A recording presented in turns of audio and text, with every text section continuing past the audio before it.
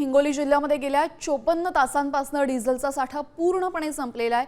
तीव्र टंचाई निर्माण झाली आहे। डिझेल उपलब्ध होत नसल्याने हिंगोली शहरातील रिक्षा चालकांवर थेट उपासमारीची वेळ आली आहे। डिझेल मिळवण्यासाठी चालक पहाटे 6 वाजल्यापासूनच पंपावर रांगा लावून उभे आहेत। सरकारने इंधनाचे दर आणखीन वाढवावेत, मात्र आम्हाला डिझेल उपलब्ध करून द्यावं अशी उद्विग्न प्रतिक्रिया एका रिक्षा चालकाने दिलेली आहे।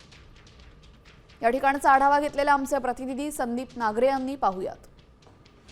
आमचं म्हणणं काय, भाव वाढले तर वाढू द्या, मग ते चालू राहायला पाहिजे ना दादा। चालू नाही ना डिझेल, आम्हाला तेल भेटणार तर आम्ही गाडी चालवणार, गाडी चालवणार तर 2 पैसे आमच्या घरात येणार, कमवणार, खाणार, आणि तेच नाही भेटलं तर घर कुठून चालणार आमचं। आता खिशात किती पैसे आहेत? आमच्या खिशात काय नाही, डिझेल पुरते येतं 200 रुपये बस। डिझेलचे भाव वाढवले तर पेट्रोलचे भाव वाढवले, मात्र तरी डिझेलच मिळत नाही। नाही मिळत। मग तुमचं म्हणणं काय आता? आता काहीतरी सरकारनं करायला पाहिजे, आम्ही काय करू शकत नाही। बरं, आता सकाळी 6 वाजता रांगेत लागले तुम्ही, आता किती वाजलेत घड्याळी तुमच्या? 8:15 झाले। तुम्ही दररोज सवारी मारता, पण सवाऱ्या सोडून आता इथं थांबावं लागलं तुम्हाला? हो, आमची तर कमाई गेली ना। काय करणार मग आम्ही? डिझेल नसल्यामुळं गाडी चालू शकत नाही आम्ही।